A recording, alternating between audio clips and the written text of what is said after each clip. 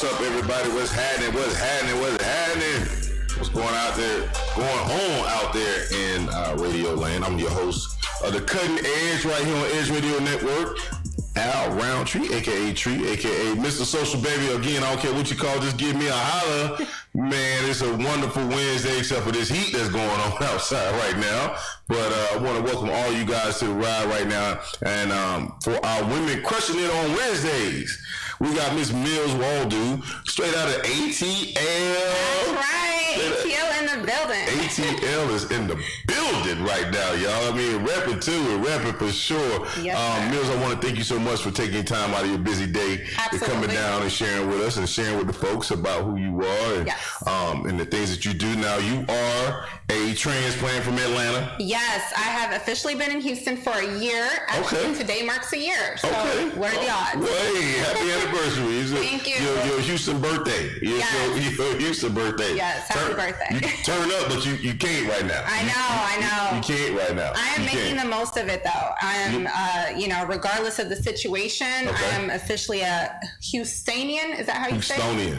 Houstonian. Yeah, I'm gonna need you. You gonna have to get that together. You need some more friends or something. Like, you can't go right about Houstonian. Like what? You looking at you like crazy. What's going on? Houstonian. Okay, I'll get it. Get it together. You got to practice in the mirror a little bit. Okay. Yeah. Okay. You gotta get your friends in check. They gotta get in line. I don't know what's going on around here. Oh, they're gonna be so mad when they hear this. Yes. So okay. So what brings you to the H? Well, I originally came here for work. I know this is going to sound strange. I lived pretty much in the north. I lived in D.C. for a couple years, and I always wanted to settle down in the south. Okay. I felt like Houston was the perfect blend between Atlanta and Dallas, where I also lived right before I moved here. So I've kind of been a little bit all over the place. Oh, wow. Yeah, dope. Houston had the perfect flavor that I was looking for. It's very diverse. That's dope. I also work in healthcare, so it is I feel like the largest healthcare industry here in Houston. So, okay. All right. Those are all good reasons. All good reasons. You know, that's one of the things I loved about Houston. I felt like, for me, it wasn't like in Atlanta. To me, Atlanta, was a little oversaturated for me. So saturated. You know what I mean? So I thought Houston was like the perfect place to kind of go in and start, building your foundation, whatever that's going to be for your life and things like that. So I totally agree with you on that move. Where you coming from? I'm straight out of FLA, baby. Oh, straight out of Florida. Straight out of Florida. Right? You know what?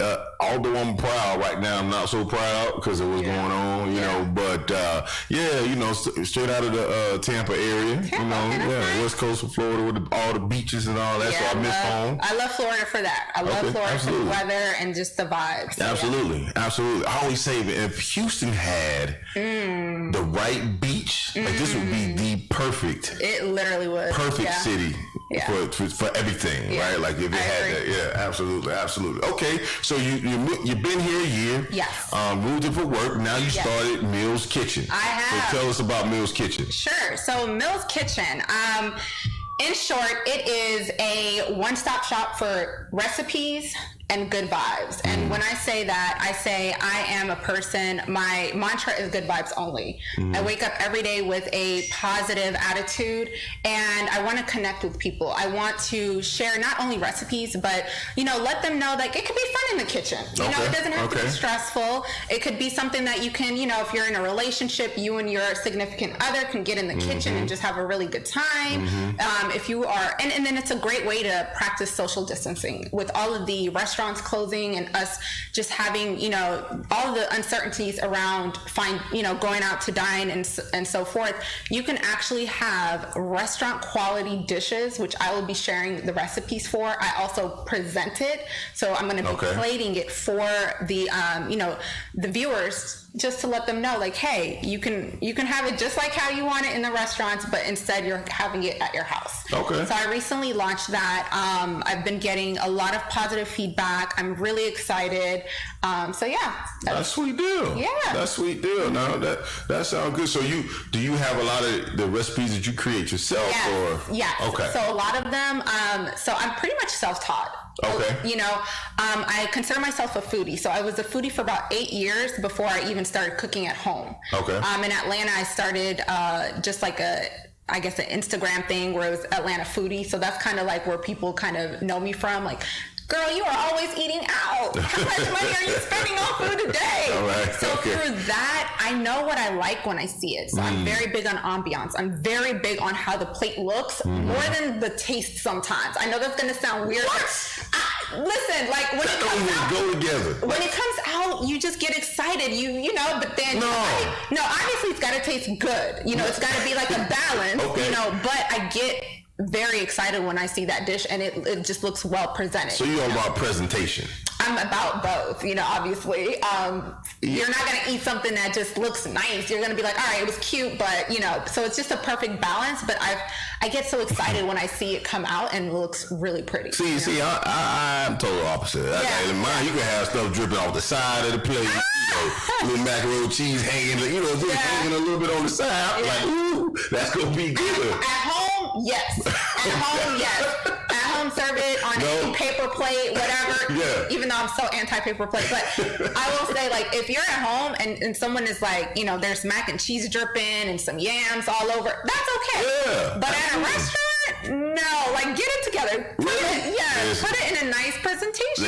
We come for both. We come for both. We come for the food and we also come for the experience. Experience is key at a restaurant. I want to experience that cheese hanging off the side of the plate. That's what I want to experience. You know, like, listen, now I get it, right? Like, I just depending on the restaurant. But I think, you know, it'd be cool if you could get a fusion of both. Like, you could be in a bougie spot, but they got macaroni and cheese hanging off the side.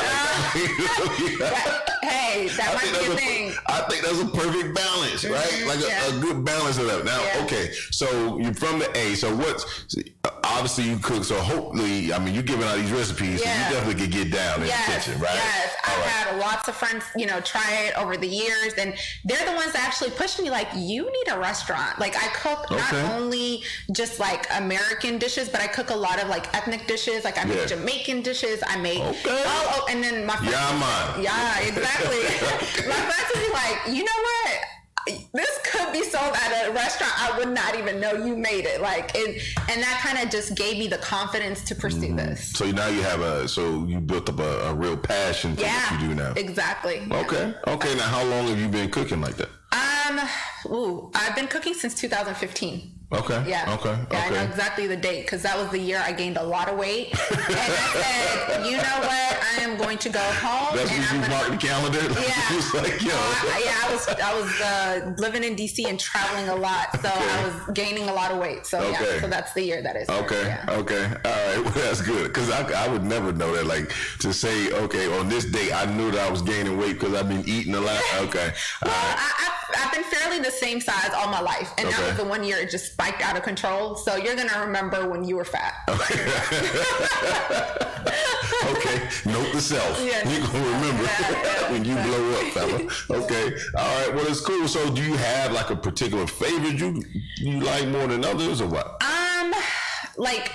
My two favorite, like one of my favorite dishes, I know it's like, it's not even a dish, but spring rolls. I love spring rolls. Like I can make that and I can eat it all day long. So I'm like, I like a lot of veggie dishes too as well. So I try to incorporate a little bit of everything for everyone, you know, everyone's dietary, lifestyle. So whether it's like vegan or if it's like vegetarian. So like I consider myself very like all around and well-rounded and versatile in the kitchen. So I don't just like make just Southern food or, stuff like that. So you try to be a little diverse in the kitchen. A little versatile, like you said. I love spicy foods. So I do, I'm heavy with the hand on the spicy sometimes, but that's just a personal, preference. I love spicy foods and I also love things that have a lot of sauces.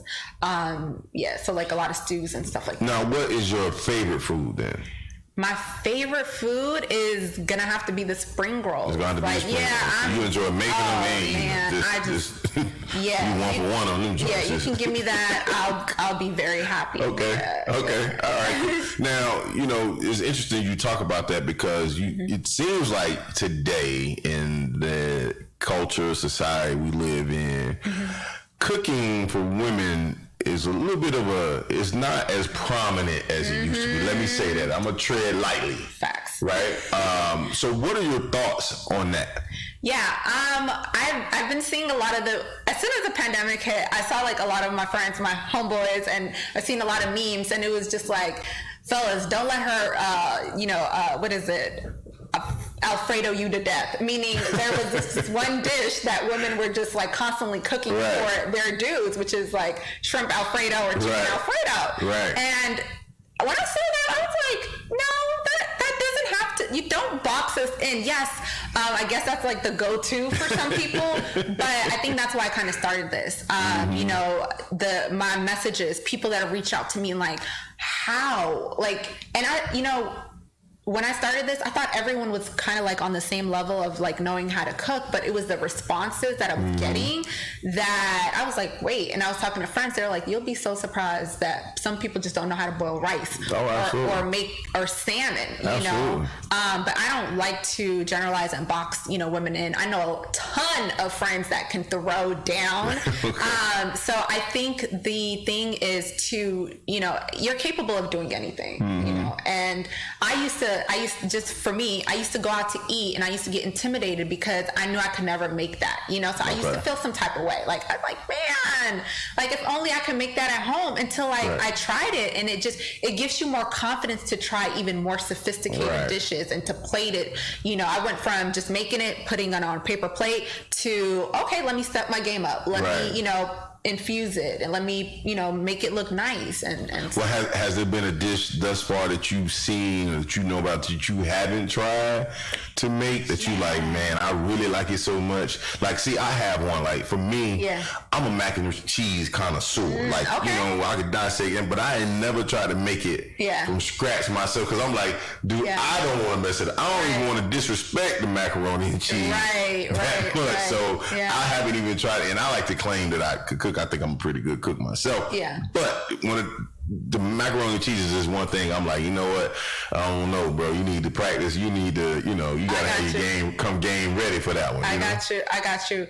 Honestly, for me, it would have to be like the casseroles of the world. Okay. That might sound, simple, but I just didn't grow up eating like baked casserole, and Thanksgiving is not like my particular favorite, like as far as the dishes goes and stuff like that. So I think it would be like a casserole of some sort. But I'm sure it won't be, hard to grasp or anything like that. But I got you on the mac and cheese because I'm going to be making that soon. Okay. I'm thinking about doing a lobster mac and cheese. Traditional mac and cheese. All right. Yeah. Okay. Yeah. So you got to tune in. Yes, absolutely. I'm going to stay tuned in and stay ready for that one now. Yep, on YouTube and then on Instagram as well. Okay. Okay. So when you talk about, you said a lot of people responded to you, your friends were like, you'd be surprised. Why do you think that is? Why do you think cooking is one element of what we had grown up to see, our mothers of the world, our sisters, our aunts, aunties, grandmas, mimas or nanas or whatever, whatever they call them, that's what they did. Right. And nowadays it seems like there's a lot less of that. Why do you think that is? I'm going to say in 2 words, social media. And the reason, not only social media, but I feel like a lot of people's time is being tied up right now, right? So whereas before there wasn't, social media, we just had TV and we had 10 channels to choose from, so it's like. What you know about a UH and VH? Okay, yeah, the box, I don't know. That's real. Oh, you telling your age right now. That's real. Go ahead. Yeah, so anyways, I feel like back in the days, there weren't that many distractions. People actually had, like dining room tables in their homes to sit down and have designated dinner time. Now that's been replaced. Everyone's on the go. Everyone's kind of like, no one has time to sit there and look up a recipe, go to the grocery stores, and cooking it's very intricate because you need a lot of different seasonings. It has a lot of components to it. So you have to get a grocery grocery list. You know, you have to do a lot. So I'm not gonna lie, it does take effort. And nowadays people kind of want that instant gratification. You know, with the shift in economy, especially, like there's so many restaurants, there's so many apps, Uber Eats, DoorDash. There's just so many ways to get food right now that I don't think people actually want to take the time to sit there and like cook. You know, it's tedious. You know, you have to do the dishes, you have to clean up. So it is a lot of work. You have to be passionate about it, or you just have to say, like, I care about my health. You know, I want to know what's going into my body. I don't want it to just be something quick and fast from a fast food restaurant. Right. So yeah. So what do you think the cooking, I'm not gonna say industry, but you know, what do you think that piece of our lives is trending, and what do you think do you think people are going to continue to take on this trend of cooking less and less and less, doing more of the deliveries, picking up, blah blah blah, or do you think people will do you see an opportunity for it to get back to some sort of normal like we used to see anyway? Yeah, I'm so glad you asked me that, because that's actually what motivated me to start this. As we have seen right now and what's going on with the world with the pandemic, like essentially like restaurants, any place you have to enter a door is kind of like, you know, at mercy at this point. You know, obviously we don't know the future of dining out, but what I think that you know, I don't think this stuff is going away anytime soon. As you know, in Houston, it's just only growing. Right. And so people really, they have to find a solution. And the solution is either you're going to constantly, you know, be spending money on DoorDash. And that's even limited because they don't even service everything, you know, or you're going to seek the opportunity to actually, because we have all the time in the world now. Now we actually have the time to be at home. We're not doing anything. And so this is the opportunity. And I think there will be a shift where people are going to start cooking even more. I've had people reach out to me and say, I've never even thought about cooking until you started this. Like, and then my tagline is 6 easy steps. So every single episode, it's 6 steps. It's very outlined. Here's the I lay out everything that you need. So you can't mess it up. You literally can't. And you're watching me do it, you know, as I go.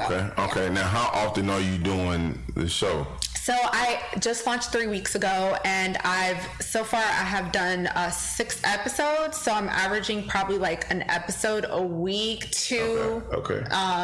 Yeah. So I'm trying to produce as much content as possible.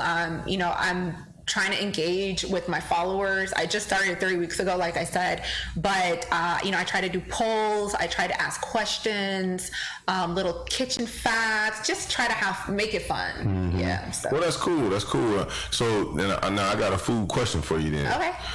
When it comes to the barbecue. Yes. Sauce on or sauce off? Sauce on. You know I'm gonna say sauce on. I'm a sauce girl. Like, it's crazy because my whole life people always make fun of me because they're like, I have hot, you know, that hot sauce in my bag swag thing. That's me. I carry hot sauce. If it's not hot sauce, it's ketchup. I can't eat a burger without some type of condiment. Like, it has to have some sauce. I agree with you on that. I agree with you because, you know, well, here in, I don't know, in Texas, that seems to be a lot of the tradition. In my experience, it's been like it's just without the sauce. And for me, where I grew up in Florida, every place that I've been here, am I mistaken, V? Like, I mean, every place that I've been to in Texas, there's never any sauce on the meat. Could it be the soggy? Like, they don't want it to get soggy with the other stuff that's in it? I don't know. Because this was the first place when I came here. I didn't know about brisket. People thought I was crazy. Still don't. Exactly. It was one of those things I had never. I'm scared to say that out loud because how do we say it? Houstonians? Oh Lord, we got. Let's hear it. Let's just say Texas. Houstonians. There it is. I'm gonna get it. So, or Texans. I feel like when you say you don't like either like barbecue. Right. Oh yeah. They looking at you sideways. They're like, huh? I moved here last year, and they're like, what do you want for breakfast? And I'm like, oh, just some pancakes or something. They're like, oh, we're getting breakfast tacos. I was like, what's breakfast tacos? Oh wow. Like yeah. in Atlanta, that's very, that's very rare to hear. Yeah. We eat at Waffle House. So. Yeah, absolutely. Yeah, that's true. That is true. I think. Now that I think, I don't think I really had breakfast tacos that I can't hear either. So it's cool. Yeah. It's definitely, it's amazing when you go to different places and you see some of the things that they eat, the way that they get down. Because like me myself, we talked about favorite flavors and all that. You talked about certain language. Like I love just the Cajun cuisine. Like, so I went to school in New Orleans, and then just having that experience, it just shook me for life. Like there's nothing you could give me that I wouldn't like. Okay, you said you went to school in New Orleans. That's major because New Orleans is one of my favorite cities. Not only for the culture but the food. Oh yeah, absolutely. Oh my God. Absolutely. Yeah. Absolutely. To me, there's when you talk about a city that has a particular cuisine like New Orleans, Louisiana culture, like it's just you can't beat that. I don't care where you are, who you are. It's not gonna happen. And so I love the fact that like here in Houston, you get a fusion of some of all of those different blends coming together. You might go to a place and it has a little bit of Cajun and just different flavors that I really, really love. And I love eating in Houston. I think there's so many different restaurants. You're gonna have to recommend. Absolutely. I'm going to put you on. I'm going to put you on. Yeah, we're definitely going to have to make sure you get educated on these restaurants, especially as when things start to open up and stuff like that, because it's just so much to do. So, it's really been crazy. So, as you moved here, you've been here about a year now. 4 of those 12 months have been in quarantine. Yes. I know you said you work in healthcare. Yes. But how has that impacted, how has the COVID situation, impacted you, your career in terms of the healthcare and just even how has it inspired you to do what you're doing? Yeah. We've been very busy at work, and, just trying to keep up with the demand, working on, several projects and helping lead a lot of the projects. So, that is, it's very important, and especially knowing like what I'm doing day to day, like literally affects someone, health, like that is very rewarding. I've always just been like a person that wants to help, so, and in that kind of transition to the cooking, for me, the messages that I get from people saying my 9-year-old daughter loves your stuff, or, I never thought that I can do this, or just, you make it look easy. I want to try. I've had people send me their actual pictures, of the dishes that they're making. That's cool. I've always wanted to just help people. Obviously the whole COVID situation is just so unfortunate. There are people that are, losing their lives. I've been taking it very seriously. And honestly, to be honest, I have been in the house every single day. And today is the first time I left the house outside of the grocery store and had any human contact in about 3 months. Wow. Yeah. Wow. Yeah. Well, welcome. So it's been outside. because of that, and honestly, with the dining out and stuff like that, if I can help it, if I don't need to, I'd rather just figure it out for myself. And so, I do promote social distancing, eating at home, learning, a new trade. I feel like now is a time more than ever, there's a shift in the economy. You have to shift with it. You're going to either, get left or get right. So, one of the two. I encourage everyone to take the time to focus on, what is it that makes you happy? Do you have a passion, or is there something that you always wanted to do? There's a ton of online courses that you can take now. So it's like a blessing and a curse, at the same time.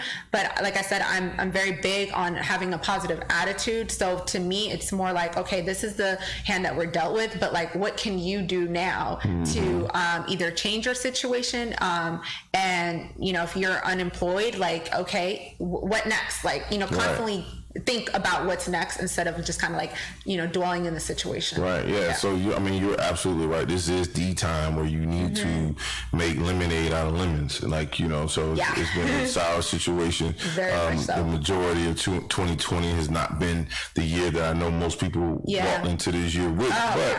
To be able to turn it into a favorable situation for you, whether, like you said, maybe you explore a new passion, maybe you have a new hobby that you want to do, or maybe it's something business related, or starting a new business, right? Like Mills Kitchen. I mean, there's so many things that you could do to really kind of help yourself grow and expand from this situation. Don't just sit and sulk and woe is me and us and such a bad situation and everything that we got going on. There's definitely opportunity to do that, and you're right that people should tap into passions. And so I always say that, when in terms of business, you should follow your passion. Like that's the easiest way to kind of get into a business, is to follow your passion.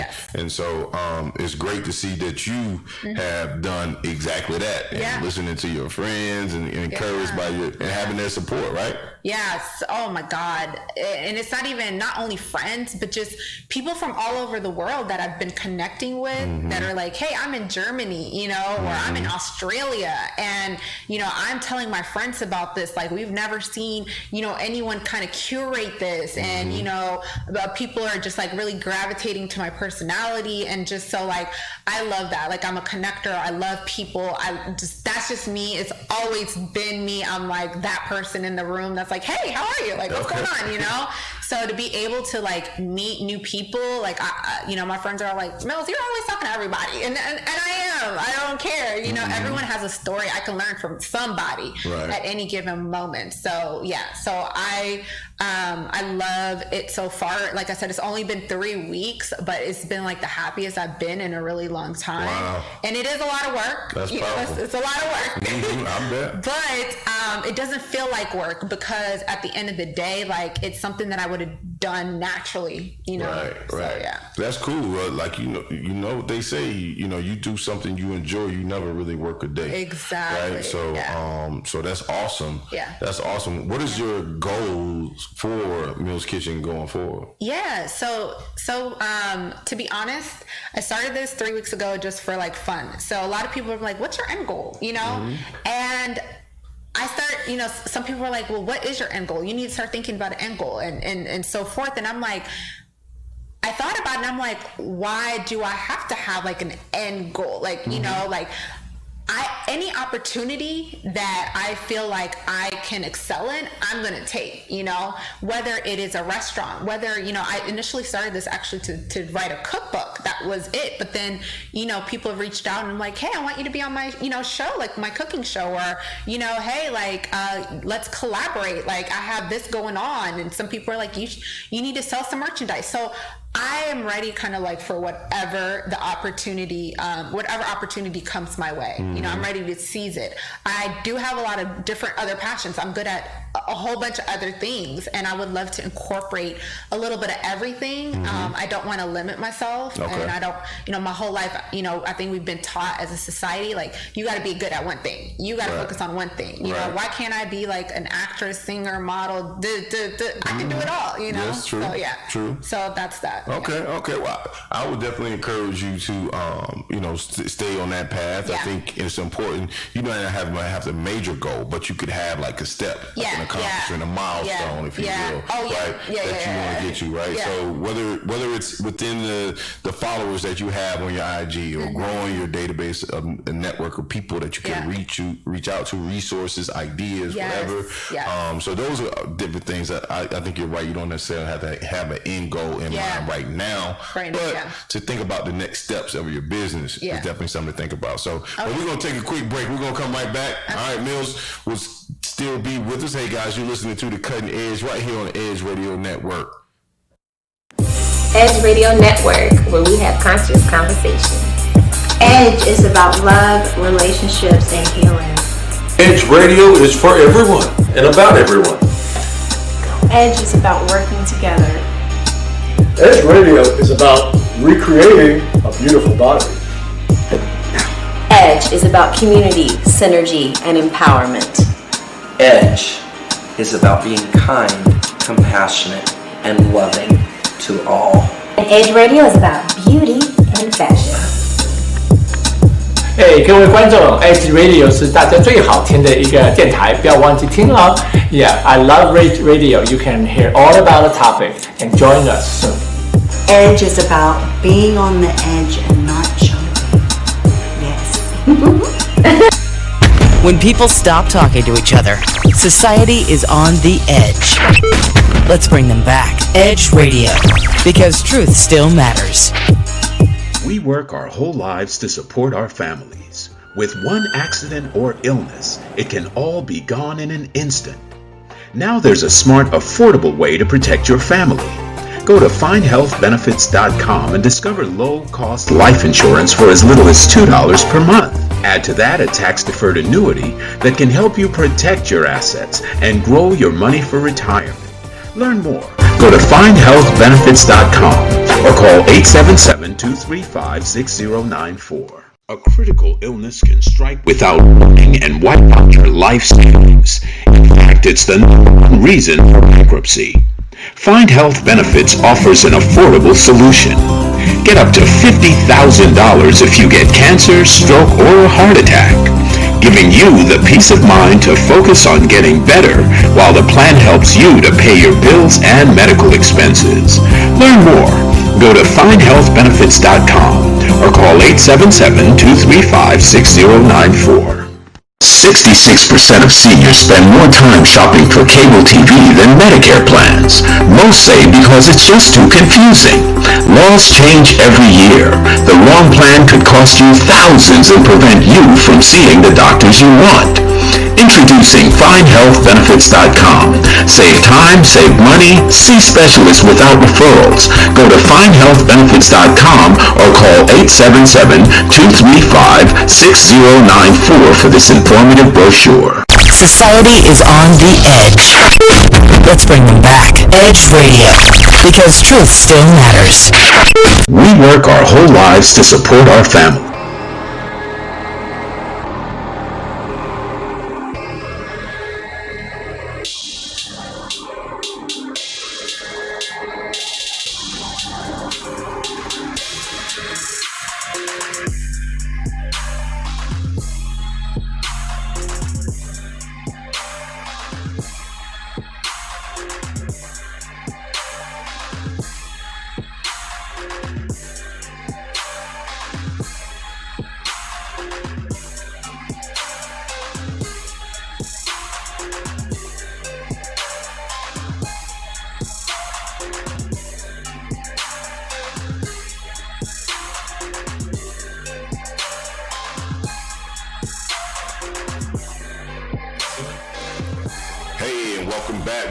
Welcome back to our Women Crushing It on Wednesday. I'm sitting here with Mills, Mills Kitchen.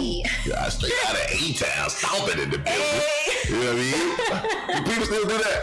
They still do the A-Town stuff? Hey, I hope not. I'm from East Atlanta, so anything's possible over really? there. Anything. Anything possible over there. Anything. Man, ain't that something?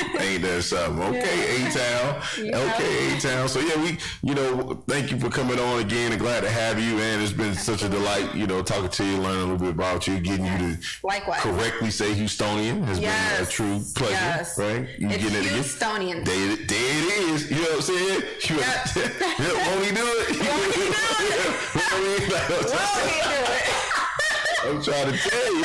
Now I'm ATLian, so we're like a Georgia peach. It's just easy. This is yeah, absolutely. So you know what? Because you from AT, I gotta ask you this question. Yes. Now we've been doing some little fun facts in the second half of our show. Yeah. So where you from? Yeah. What do they call the frozen cup Jones that you used to get from the little neighborhood lady that was a frozen Kool-Aid? Oh, dang. They start with a D, right? The brand name? No, there was no brand name to it. No, there was no brand. Did you get them in the little water cup? They used to put them in the water cups. You make the flavored Kool-Aid, and you get it, then you take the ice out and flip it over. What did y'all call it? That must have missed me. I'm thinking about you know what? You just sat here claiming East Atlanta. I'm thinking talking about the little juices thing? You peel it off. It has like aluminum. What was it? No. What are you talking about? No. Okay, wait. Okay, ask your question one more time. Let me We talking about the little Kool-Aid cup that had the flavors. You would get them from the neighborhood lady who was selling the candy or the pickles or whatever, right? Yes. And you would go and get that frozen cup. It'd be frozen, and you go. I'm gonna call it juice pack. I don't know if it's called that, but that's what I'm. You know what? Oh boy, I don't know, boy. ATL will be hot with you. Well, you got a lot of people mad with you right now. You got a lot. Sorry, Atlanta. No, man. Because see, in Florida now we call those juleps. Juleps, okay. Yeah, we call it juleps. Like, you know, you would go to the neighborhood lady or whatever, you know, pay her 50 cents a quarter or whatever, and you go get that thing. I don't know where the term julep came from, but that's what we used to call it. I'm gonna have to look into that. I'm gonna hit up my real DSGBs. You know what that is? No. Down South Georgia boys and DSG. Really? They got a term for it. Okay. Yeah. All right. Okay. Yeah. All right. Pastor All right. Troy. Okay. Yeah. Okay. All right. That's what's up. That's what's up. All right. Okay. ATL. Not because you said I got to put you on blast real quick. Pastor Troy or T.I.? Oh. Ooh, new T.I. or no? Really? Come on now. Wait a minute. Hold on. So you know there's big and T.I.s now, like a big and small Luther. Like what's going on? Yeah, he's definitely evolved. I'm gonna have to go with T.I. all freaking day. Okay. T.I. all day. Yeah. Okay. Yeah. I love Pastor Troy too, though. Yeah. Pastor Troy did his thing. Yeah. I mean, he did his thing. He does his thing. But I just always, I just wonder, because being out of ATL, which one you rocking with? Gotta go with T.I. Okay. All right. I'm glad to start that you know who they are. Like this. Oh, don't try. No, listen. That's one thing. I don't play on my singing now. Yeah. Okay. I'm just messing with you. Okay, now, because, you know, lately T.I. been in, a little bit of the media, with the whole 50 Cent thing.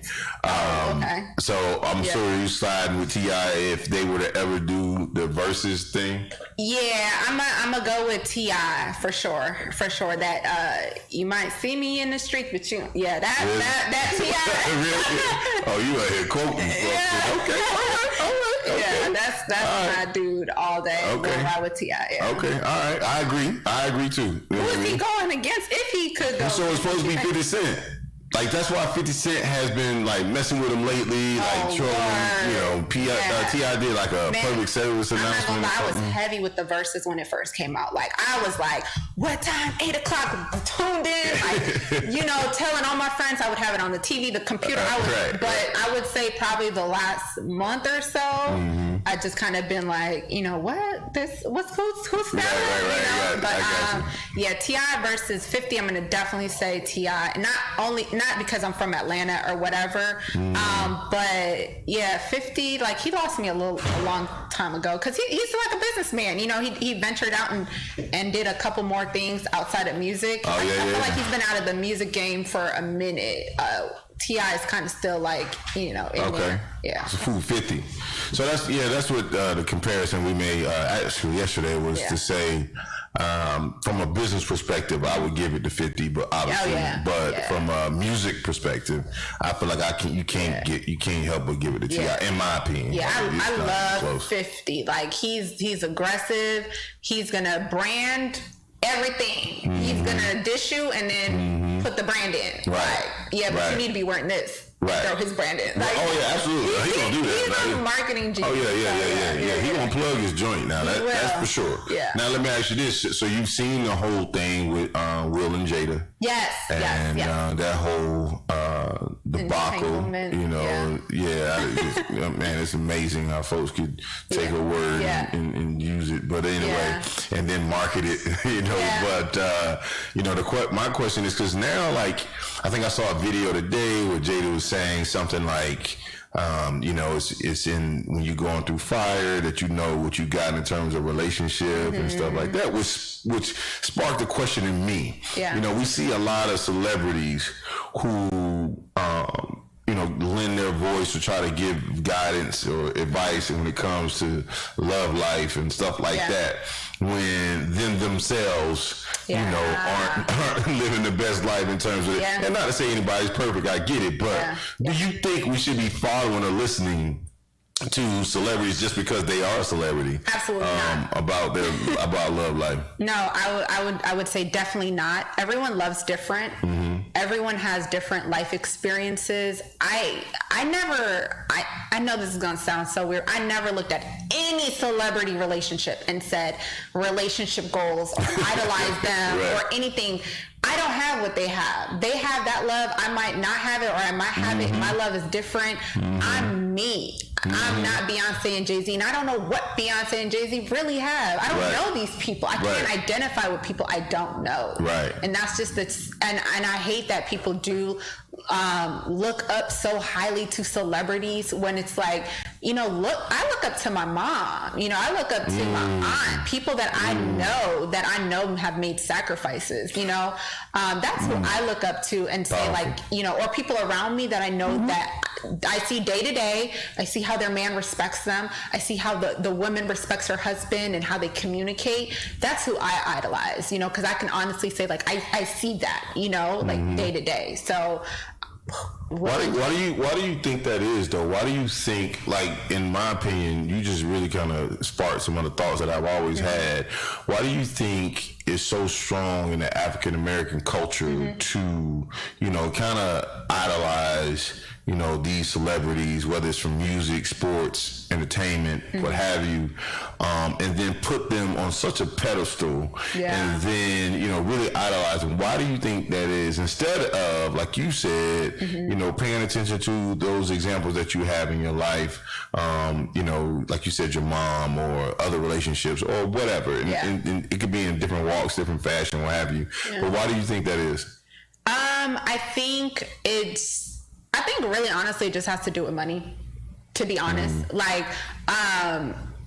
feel like when someone sees someone reach a level of success, instantly they want to be that person, or maybe not want to be, but they aspire to have or be in that same position. So it has nothing to do with their moral construct. It has nothing to do with their personality, because really we don't know these people. I can say wow, their music is dope, but I don't know how they are. I'm big on personality, how you treat people. Are you a kind-hearted soul? I don't know who Beyonce is. I don't know who Jay-Z. I love their music, so I can say I respect them for their music. I just think people just idolize them only because they're rich. They have things that we don't have. Right. Other than that, there's nothing else. Obviously, if they're doing positive in their own industry and realm, that is something that you can, idolize. But to just solely say wow, they're together, they're holding hands, that's relationship goals. It's not really. I don't know that. I don't know what. It's just going to be a photo op. I wish people would try to get in touch with reality more and stop living in a bubble that idolizes, these celebrities and these ball players and so forth. They're human just like us, With me, I have no qualms about running up to any celebrity and saying, "Hi, my name is Mel," and introducing myself. People feel like they're so unattainable. They're just human beings.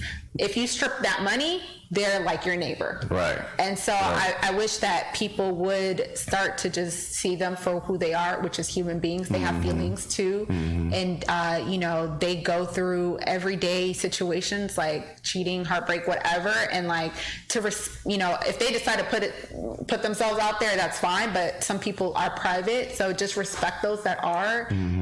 So that's kind of how I'm completely disconnected with that world where it's oh my God, Jay-Z, Beyonce, I'm just I love them. I'm a big music fan, but that's it. They're just human. So what was your response to the whole thing with Will and Jada and the news breaking and just how people was talking about their whole situation? Yeah, with me, I'm one of them people I'll talk about it for 2 seconds and then I'll move on to my life. It was politics as usual to me. It was oh my God, wow, okay. But things have been out there about their relationship for years, that they were in an open relationship. To me, it just, I don't know, it had nothing to do with me. I really didn't care. It was funny. The word intake, like, what's funny to me is like the memes that come out of it. The internet is undefeated. Relentless. Yeah. Absolutely. That was absolutely. I saw one that had a meme of like a Tyler Perry movie called Entanglement. Oh my God. Yeah. No, I'm like, how do these people literally the episode dropped, and then by like 9 p.m. there was like 50 memes. I'm like, who's making this? Yes. I'm a creative like that, so for me, it's what comes out of the sensation, like the Teddy Riley situation. Man, those memes, I was like, like I was like, dang, he dropped the ball, but like, okay, where's the meat? Like, that's what I'm looking for. So I don't focus on like what's going on in this. It's like, dang, that's unfortunate. Dang, really, Jada? Okay, where's the memes? Like, I want to laugh, you know. So because that internet does not play. They do not play, and they're quick on the trigger with it too. Yeah, they are. But if there was given your thoughts on, is there any public display of a relationship that if you had to choose one, from what you can see, let's say that from what you can see, is there any one you say, you know what, that's probably a good example from what we could see? Man, I'm just gonna have to be real and say the Obamas. And mind you, like, I really don't know them, but the way they hold themselves to a certain standard caliber, they represent us very, very well. When I see them, they just look like unison. It's not like they don't want to be near each other. It's like, oh, we're married for so long, so we're just here. So I'm just gonna have to say them just off the bat. I got you. Okay. All right. Well, that's good to know, because I think they are. For a long time, it would seem like on everybody's social media they had a picture of them, in one form or fashion on their social media. Yeah, man. Different countries, like you see the Obamas in people's houses, like. What? I've never seen that with any present day, president, where like I've never seen any other president, his wife at anybody's house at any given moment. Like that just doesn't happen. People are gonna have pictures of the around. Absolutely. Facts. Those are facts.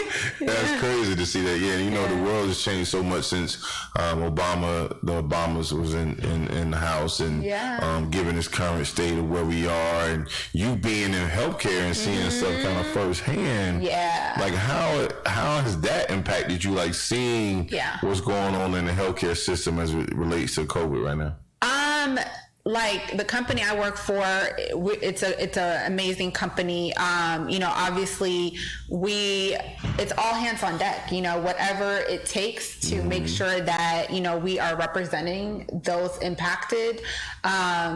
Like I said, I'm working on, different projects, big projects and stuff like that has to do with COVID. And I work on the provider side. So I actually work I work with doctors. And so just to see their businesses kind of slow down. So people think, oh, you work in healthcare, oh, COVID, healthcare is booming. Yes, one aspect of it is, but there's a ton of doctors that are like non quote unquote essential, like that don't deal with, maybe like respiratory issues or that are just maybe like physical therapists and their business is slowed down, suffering, or they have to close early, and so it, just to see that, you see both ends of the spectrum, so just being very cognizant, of everyone's situation.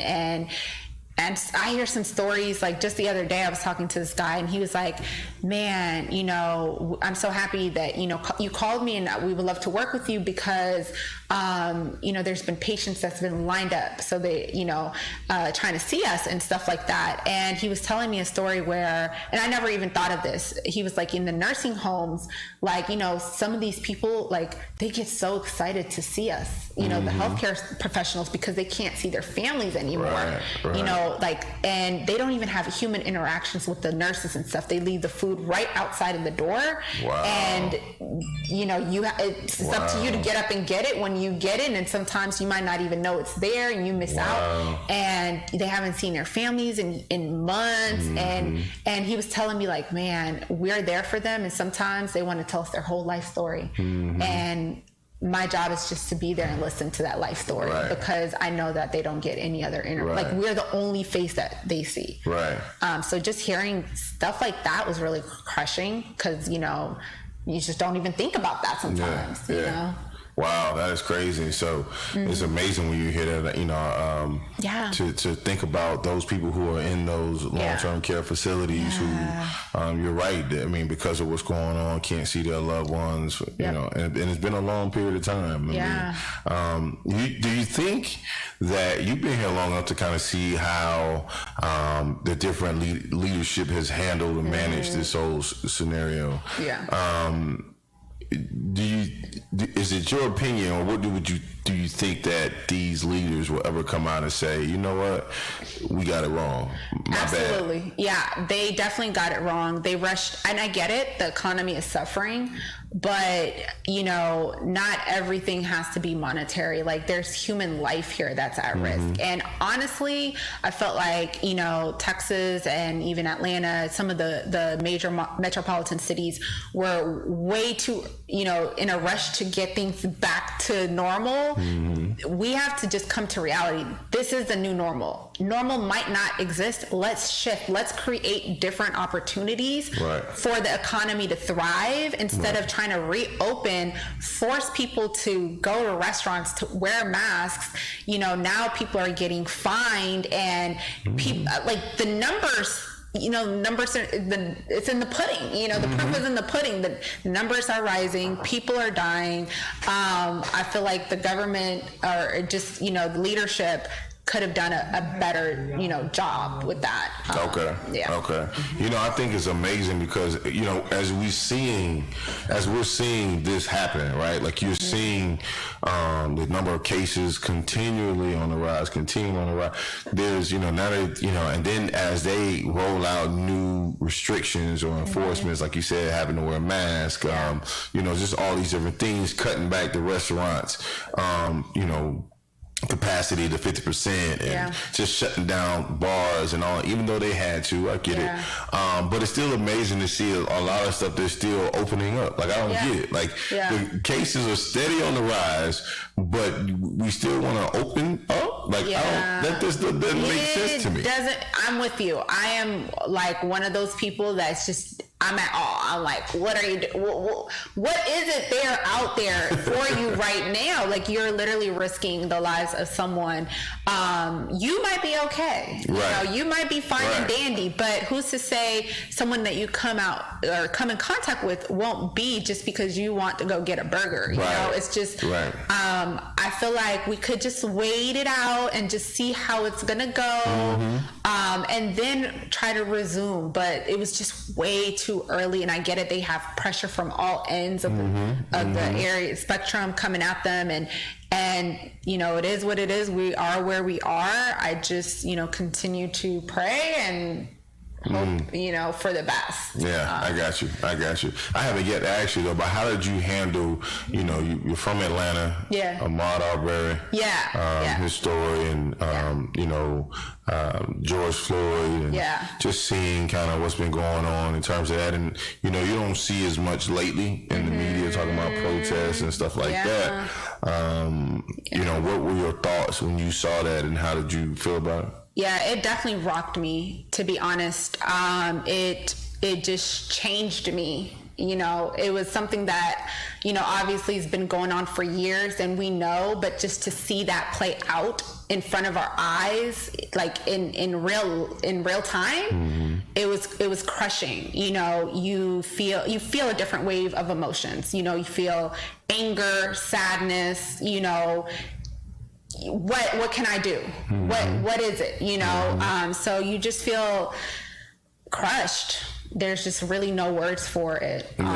So and to like kind of piggyback on what you said, you you don't see as much, but in my circle of friends, I'm still seeing, you know, people taking action. So I'm an action-based person. You know, if it takes a call, an email, that is what I feel like is key. You know, we can sit there and post about it all day, every day, but let's start to make action. You know, let's start to think of a plan, a strategy. Like we need a plan, we need a leader, and that's something that's been proven in the past. You know, but do you think there will be one? You know, there've been a lot of thoughts that, you know, we may not have a particular person to point to as a leader. Like there may be a multitude of people leading, or really maybe in their own areas, locally, what have you. Do you think we will see, like, because, you know, I think one thing that is kind of scary that people don't even talk about is that our leaders, who everybody that's been our leader has been killed, you know, and I think that was something that has shaken. You know, it's the same way they used to do the slaves back in the day. They used to whip one of them just to make an example, so nobody else would do it, right? Whatever that thing was, and it would seem like, you know, the deaths of Malcolm and, you know, Martin Luther King, you know, Medgar Evers, and, you know, countless others, would serve in that same kind of light. I feel like this is how I see it. I feel like, are we going to have a leader or leaders? I don't know. I hope. I literally can think of a couple people that I would love to step up, you know, and it takes a lot of sacrifice. It takes a lot of gut, you know, and sometimes it's a work that, you know, not a lot of people want to take on. But if you are passionate, I think that it's just a time. It's a time. More than ever. Like if what has happened in the last couple months hasn't angered you to the point where you want to stand up and do something, then I feel like you're part of the problem. Yeah, you're part of the problem. Absolutely. You're just a puppet. Absolutely. Yeah. Absolutely. Well, Mills, listen, it's definitely been a true delight having you on the show today. So you got to tell our folks where they can find you, where they can see the Mills Kitchen in action. Absolutely. Everyone, please check me out on Instagram, Mills Kitchen TV, at Mills Kitchen TV. And then also on YouTube, Mills Kitchen. You can just search for Mills Kitchen on YouTube. Okay. Yes. All right. Well, there it is. Y'all heard it. Check her out, because I'm trying to see what that macaroni and cheese do. Oh, it's coming. Okay. I'm going to show you what it do. All right, guys. This is your host, Al Roundtree. You're listening to The Cutting Edge right here on Edge Radio Network. We'll see you tomorrow, folks. We'll be out. Peace. Thank you.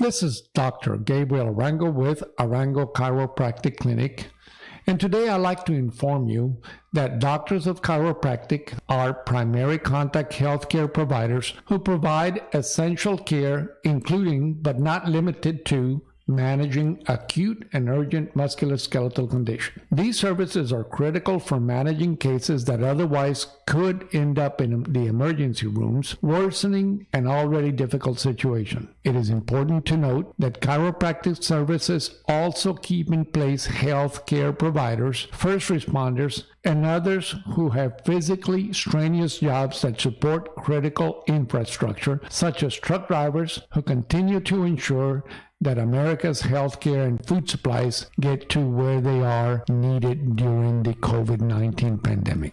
This information was brought to you by Arango Chiropractic Clinic